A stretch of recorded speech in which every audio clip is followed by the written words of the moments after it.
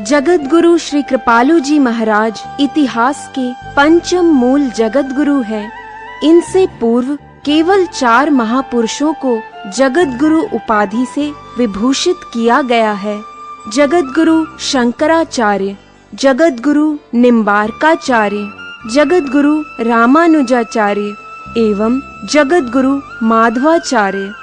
जगतगुरु श्री कृपालु जी महाराज की विशेष प्रतिभा संपन्न एवं वरिष्ठ प्रचारिका साध्वी ब्रज चकोरी जी ने संस्कृत में MA किया। पश्चात श्री कृष्ण की महती अनुकंपा से वैराग्य युक्त होकर आचार्य चरणों के सानिध्य में गहन साधना एवं वेदाध्ययन किया। पिछले 3 दशकों में भारत के विभिन्न प्रांतों में विशुद्ध सनातन धर्म का प्रचार कर रहे हैं। चकोरी जी वेदों, पुराणों, शास्त्रों, गीता, रामायण आदि ग्रंथों को कोट करके बड़ी सरलता से ईश्वर प्राप्ति के सर्व सुगम मार्ग को प्रस्तुत करती हैं। यह ध्यान रहे कि ये प्रवचन श्रृंखला धारावाहिक होने के कारण आदि से अंत तक सुनना यानी प्रतिदिन सुनना परमावश्यक है, तभी विषय हृदयंगम हो सकेगा।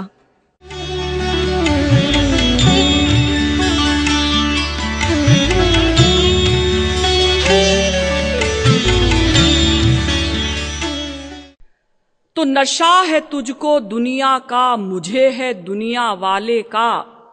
मेरा माशूक साकी है, मेरा प्रियतम तो स्वयं साकी है जो मधुमय है। मय का खजाना जिसके पास है और तू आशिक खाली प्याले का। तो ये पत्र देकर जब महाराज जी वहां से चले गए तो उस सेठ ने पत्र पढ़ा। उसको बड़ी फीलिंग हुई कि हाँ, मैंने गलती तो की। इतने बड़े संत ने मुझे बुलाया और मैं एक दिन भी प्रवचन में नहीं गया। तो महाराज जी वहां से विलासपुर गए थे, तो वो सीधा विलासपुर पहुंचा। विलासपुर में श्री महाराज जी उस समय छत्तीसगढ़ के, यानी उस समय तो MP था वो, अभी तो 2 में डिवाइड हो गया है। तो वहां के मुख्यमंत्री थे, चीफ मिनिस्टर थे रविशंकर शुक्ला जी। उनके यहां श्री महाराज जी ठहरे हुए थे। तो उसने रविशंकर शुक्ला जी से कहा कि मुझसे ऐसे ऐसे गलती हो गई है और श्री महाराज जी ने मुझे ऐसे ऐसे पत्र लिखा है, मैं क्षमा मांगने के लिए आया हूं। रविशंकर जी ने कहा कि भाई, तुमने तो वास्तव में बहुत बड़ी गलती की है। अगर तुम प्रवचन सुनने जाते तो तुम्हारा कल्याण था ना, उनका क्या कल्याण था? और उन्होंने तुम्हें बुलाया और तुम प्रवचन सुनने के लिए नहीं गए, तो ये तो बहुत बड़ा अपराध है। अगर तुम प्रवचन सुनने जाते तो वो अवश्य तुम्हारे यहां आते। जो संतों के शरणागत हो जाते हैं, उनकी आज्ञा का पालन करते हैं, वो कितना ही गरीब हो, संत तो उनके घर में भी जाते हैं। और अगर कोई अकड़ता है तो फिर वो तो बड़ों बड़ों को नहीं पूछते। तो देखिए, संत भी पागल हैं, वो भगवान के प्रेम में पागल हैं। तो चाहे पागल खाने वाला पागल हो और चाहे पागल खाने के बाहर रहने वाले हम लोग हों, इस बड़े पागल खाने में रहने वाले, और चाहे महापुरुष हों, सब पागल हैं और सबके कर्म का कुछ न कुछ प्रयोजन अवश्य है। बिना प्रयोजन के कोई भी व्यक्ति कुछ भी नहीं कर सकता। आप लोग कहेंगे बिना प्रयोजन के भी कर्म होते हैं, कैसे? खल बिनु स्वार्थ पर अपकारी, अहि मूषक इव सुनु उर्गारी। दुष्ट प्रकृति के लोग बिना कारण के, बिना प्रयोजन के अपकार करते हैं, दूसरों का अहित करते हैं। जैसे सांप है, बिना कारण के काट लेता है, चूहा है बिना कारण के कहीं कपड़ा काटता है, कहीं कोई सामान काटता है। जे बिनु काज दाहिने बाएं, बैरु अकारण सब काहू सो, जो कर हित अनहित ताहू सो। दुष्ट प्रकृति के लोग बिना कारण के किसी से भी बैर कर लेते हैं, दुश्मनी ठान लेते हैं। एके सत्पुरुषाः परार्थ घटकाः, स्वार्थान् परित्यज्य ये, सामान्यास्तु परार्थ मुद्यमभृतः, स्वार्था विरोधेन ये। ते मानवराक्षसाः परहितं, स्वार्थाय निघ्नन्ति ये तु घ्नन्ति निरर्थकं, परहितं ते के न जानीमहे। सूक्ति। एक तो ऐसे सत्पुरुष होते हैं जो दूसरों के उपकार के लिए अपने स्वार्थ की भी हानि कर लेते हैं। दूसरे ऐसे मनुष्य होते हैं जो अपने स्वार्थ का ध्यान रखते हुए परोपकार करते हैं। तीसरे मनुष्य रूपी राक्षस ऐसे होते हैं जो अपने स्वार्थ के कारण दूसरे का अहित करते हैं, अनिष्ट करते हैं। और ये तो घ्नन्ति निरर्थकं परहितं, ते के न जानीमहे। और कुछ ऐसे भी होते हैं राक्षस प्रवृत्ति वाले जो बिना कारण के, बिना प्रयोजन के दूसरे का अहित करते हैं। इसी प्रकार से संत महात्मा पर उपकार वचन मन काया, संत सहज स्वभाव खगराया। भूर्ज तरु सम संत कृपाला, परहित सहनित विपति विशाला। संत महात्मा बिना कारण के, बिना प्रयोजन के परोपकार करते हैं, दूसरे के कल्याण में लगे रहते हैं। बताइए, संतों को हमसे क्या चाहिए? जो निरंतर वो जीवों की चिंता करते हैं, मैं जीवों का कल्याण कैसे करूं, मैं क्या करूं जो ये जीव ईश्वर की ओर चलें, जो इन जीवों को अनंत मात्रा का आनंद मिले। हम पाप के पुंज, पाप के भंडार, हमसे संतों को क्या चाहिए जो वो हमारे हित के लिए लगे रहते हैं, जिनके पीछे पीछे स्वयं भगवान घूमते हैं। निरपेक्षम मुनिम शांतम निर्वैरम समदर्शनम, अनुव्रजाम्य हम नित्यम पूये ये त्यंघ्रिरेणुभिः। भागवत के 11वें स्कंध के 14वें अध्याय का 16वां श्लोक। भगवान कहते हैं निरपेक्षम, जो संत किसी से कुछ अपेक्षा नहीं करते। मुनिम शांतम, जो सदा शांत रहते हैं। निर्वैरम, जो किसी से बैर नहीं करते। समदर्शनम, जो समदर्शी होते हैं। अनुव्रजाम में हम नित्यम, मैं नित्य ही उनके पीछे पीछे चलता हूं। क्यों? पूये ये त्यंघ्रिरेणुभिः, ताकि उनके चरणों की धूलि उड़े, मुझ पर पड़े और मैं पवित्र हो जाऊं। सोचिए, जिन संतों के चरणों की धूलि प्राप्त करने के लिए स्वयं भगवान उनके पीछे पीछे घूमते हैं।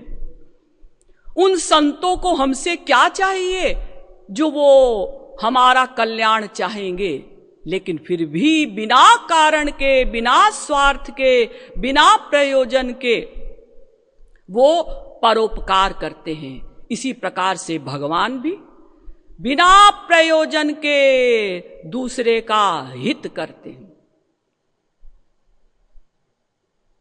तो आप कहेंगे कि दर्शन शास्त्र तो कहता था कि प्रयोजन मनुद्देश्य मंदोपि न प्रवर्तते।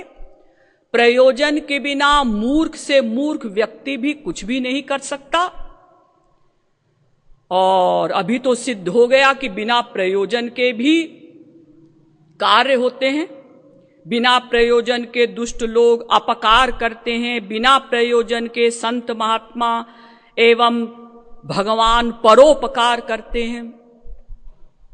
किंतु ऐसा नहीं, इन लोगों का भी कुछ न कुछ प्रयोजन अवश्य है। क्या प्रयोजन है? काहू की जो सुनहि बड़ाई, श्वास ले ही जनु जूड़ी आई। और जो काहू की देखहि विपत्ति, सुखी हो ही मानहु जग नृपति। जब किसी को दुष्ट लोग विपत्ति में देखते हैं तो बड़े सुखी होते हैं, इतने सुखी हो जाते हैं, इतने आनंदमय हो जाते हैं, मानो उनको पूरे विश्व का राजा बना दिया गया हो। खलन हृदय परिताप बिसेखी, जरहि सदा पर संपत्ति देखी। जहाँ कहूँ निंदा सुनहि पराई, हर्षहि मनहु परिनिधि पाई। जहां कहीं दुष्ट लोग दूसरे की निंदा सुनते हैं तो बड़े हर्षित होते हैं, प्रसन्न हो जाते हैं, मानो उनको परिनिधि मिल गई हो। तो दुष्ट लोग बिना प्रयोजन के अपकार नहीं करते, उनका प्रयोजन है दूसरों को दुख देने में, दूसरों को कष्ट देने में उनको सुख मिलता है। तो सुख प्राप्ति के लिए वो दूसरों को कष्ट देते हैं। इसी प्रकार से संत महात्मा एवं भगवान पर दुख दुख सुख सुख देखे पर। संत महात्मा दूसरों के दुख से दुखी होते हैं और दूसरों के सुख से सुखी होते हैं। तो जब संत महात्मा दूसरों को सुखी देखते हैं तो उनको आनंद मिलता है, इसीलिए वो परोपकार करते हैं। देखिए, वैसे तो भगवान और संत सदा आनंदमय हैं। भगवान तो आनंदमय है ही, रसो वै सह, वेद कहता है वो रस ही है। और रसग्वम येवायम लब्ध्वानंदी भवति, और उन रसस स्वरूप भगवान को जो प्राप्त कर लेता है वो भी आनंदी भवति, आनंदमय हो जाता है। जैसे हम कहते हैं ना भाई, जिसके पास धन है उसको हम कहते हैं ये धनी है, जिसके पास बल है हम उसे कहते हैं ये बली है, और जिसके पास वो आनंद आ गया वो हो गया आनंदी। तो भगवान तो सदा से आनंदमय है ही, रसस स्वरूप है ही, और जो उन भगवान को प्राप्त कर लेता है वो भी आनंदमय हो जाता है सदा सदा के लिए। फिर भी वो परोपकार करते हैं, फिर भी वो जीवों के कल्याण के लिए प्रयत्न करते हैं। क्यों? उनका अपना तो कोई स्वार्थ है नहीं, वो उनका स्वभाव है। पर उपकार वचन मन काया, संत सहज स्वभाव खगराया। उनका सहज स्वभाव है परोपकार करना। क्यों? क्योंकि उनके अंदर दया है, करुणा है कि इन जीवों का कल्याण हो। भगवान के अंदर भी अनंत मात्रा की दया और करुणा इत्यादि गुण हैं। तो इसीलिए जो संत भगवान को प्राप्त कर लेते हैं उनके अंदर भी दया करुणा इत्यादि गुण स्वयमेव आ जाते हैं। बहुत से ज्ञानी लोग कहते हैं कि भाई निर्गुण निराकार ब्रह्म जो है वो तो निर्गुण है, उसमें कोई गुण नहीं है।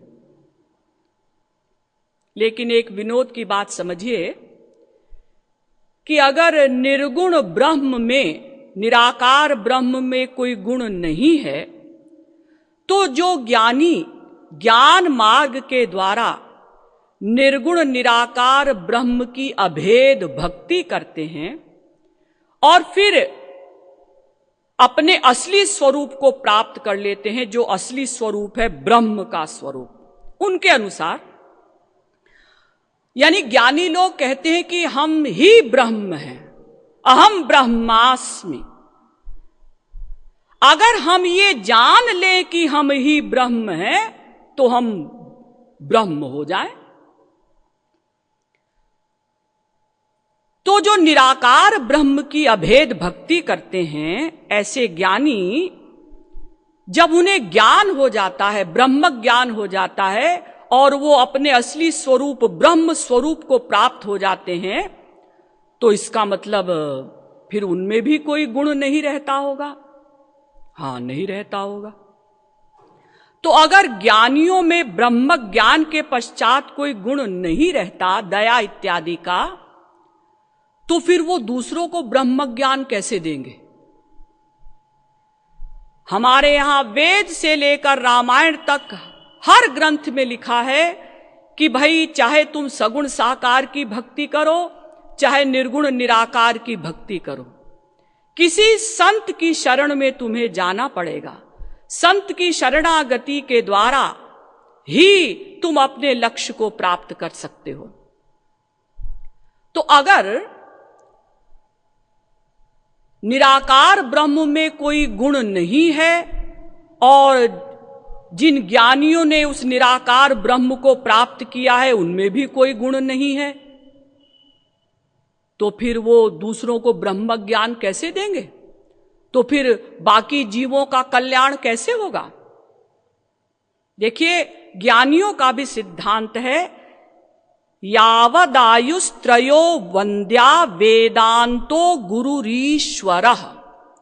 जब तक आयु है, यानी जब तक हमें प्रारब्ध भोगना है, तब तक हमें शरीर धारण करना पड़ेगा। ज्ञानी को भी, हां, प्रारब्ध भोगने तक ज्ञानी को भी शरीर धारण करना पड़ता है। तो तब तक गुरु को प्रणाम करना पड़ेगा, वेदांत को, ईश्वर को प्रणाम करना पड़ेगा। तो देखिए, ये तो थोड़ा सा अलग हटके मैंने बोला। यहां तो हमें केवल इतना समझना है कि इन महापुरुषों का भी प्रयोजन है। ये महापुरुष परोपकार करते हैं। क्यों? क्योंकि दूसरों को सुखी देखकर उनको सुख मिलता है। वैसे तो वो सदा आनंदमय हैं, लेकिन फिर भी दूसरों का कल्याण करके जब जीव सुखी होते हैं तो उनको देखकर संत भी सुखी हो जाते हैं। इसी प्रकार से महापुरुषों के आराध्य भगवान भी परोपकार करते हैं। क्यों? न मे पार्थास्ति कर्तव्यम त्रिषु लोकेषु किंचन नानवाप्तम अवाप्तव्यम वर्त एव च कर्मणि। गीता के 3 अध्याय का 22वां श्लोक। भगवान कहते हैं, अर्जुन, मुझे कुछ प्राप्त करना शेष नहीं, मुझे कुछ करणीय नहीं, मैं सदा आनंदमय हूं। हाँ महाराज, आपको क्या प्राप्त करना शेष होगा? आपको तो जो छू ले, प्राप्त कर ले, उसी को ही कुछ पाना शेष नहीं रहता। देख अर्जुन, फिर भी मैं कर्म करता हूं। क्यों? क्योंकि अगर मैं कर्म नहीं करूंगा तो मुझे देखकर लोग अकर्मण्य बन जाएंगे, आलसी बन जाएंगे। इसलिए मैं कर्म करता हूं ताकि मुझे देखकर जीव भी कर्म करें और उनका कल्याण हो। तो देखिए, ये दुष्ट प्रकृति के लोग या संत या भगवान, ये भी जो भी कुछ कर्म करते हैं, इनका भी कुछ ना कुछ प्रयोजन है। और वो प्रयोजन क्या है? आनंद प्राप्ति। दुष्टों को, दूसरों को दुख देने में क्षणिक सुख मिलता है, और संत महात्मा एवं भगवान जो सदा आनंदमय हैं, उनको दूसरों को सुख देने में सुख मिलता है। अब हम लोग कोई कर्म क्यों करते हैं वो भी समझ लें। हम लोग कोई भी कर्म क्यों करते हैं? हमारा एम क्या है? उद्देश्य क्या है? इसका उत्तर अगर सरस्वती बृहस्पति अनंत काल तक भी लिखें तो उत्तर समाप्त नहीं होगा। क्यों? क्योंकि एक तो हम जीव ही अनंत हैं, और फिर हमारे प्रतिक्षण बदलते हुए उद्देश्य हैं। जैसे मैं अभी आपसे पूछूं, आपको क्या चाहिए, क्या इच्छा है? जी हम चाय पिएंगे। थोड़ी देर बाद पूछा जाए, आपको क्या चाहिए? जी पान खाएंगे।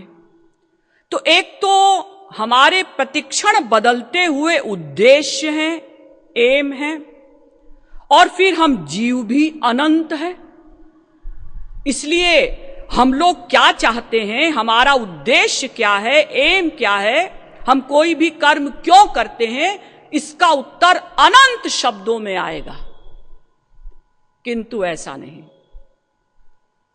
अनंत ब्रह्मांडों के, अनंत जीवों के अनंत उत्तरों को कैंसिल करके केवल एक उत्तर आएगा। एक शब्द में हम लोग क्या चाहते हैं बताऊंगी मैं, आप लोग थोड़ा धैर्य से सुनते रहिए।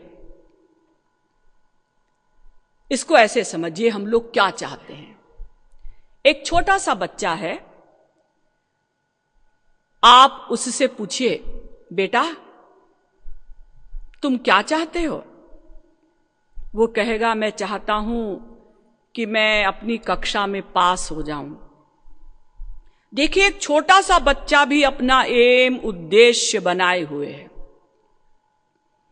अब आप उससे पूछिए, तुम अपनी कक्षा में पास क्यों होना चाहते हो, जिससे मैं अगली कक्षा में चला जाऊं? तो तुम अगली कक्षा में क्यों जाना चाहते हो? जिससे मैं धीरे धीरे एमए पास कर लूं, एमएससी कर लूं, एमकॉम कर लूं। तो तुम ये एमएससी, एमए, एमकॉम क्यों पास करना चाहते हो? ताकि मेरी नौकरी लग जाए। नौकरी करने के लिए तुम इतना प्रयत्न कर रहे हो, परिश्रम कर रहे हो। जानते हो नौकरी करने का मतलब दूसरे की गुलामी करना। अरे अगर तुम्हें गुलामी ही करनी है, नौकरी ही करनी है, तो अपने माता पिता की नौकरी करो, जिन्होंने तुम्हें पाला पोसा, पढ़ाया लिखाया। दूसरे की नौकरी करने के लिए तुम इतना परिश्रम कर रहे हो। हाँ, अजी वो नौकरी तो हम इसलिए चाहते हैं ताकि हमें रुपया मिले। अच्छा, तो तुम रुपये के लिए, पैसे के लिए नौकरी करना चाहते हो? जी हां। लेकिन तुम ये रुपया क्यों चाहते हो? ताकि हमें सामान मिले। क्या सामान? शब्द, स्पर्श, रूप, रस, गंध का सामान। हमारे पास 5 ज्ञानेंद्रियां हैं, तो इन 5 ज्ञानेंद्रियों के विषयों का हम सामान चाहते हैं। देखने का सामान, सुनने का सामान, सूंघने का सामान, रस लेने का सामान, स्पर्श करने का सामान।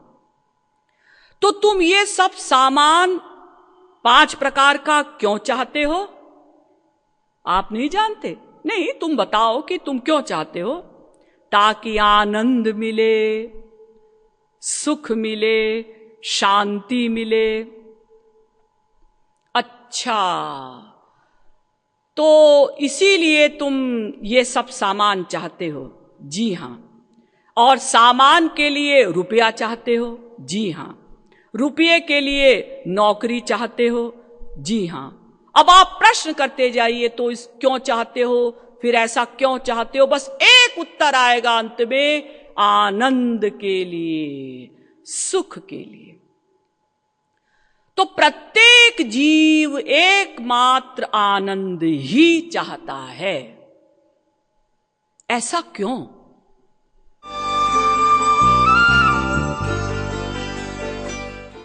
नंद नंदा सुख कंद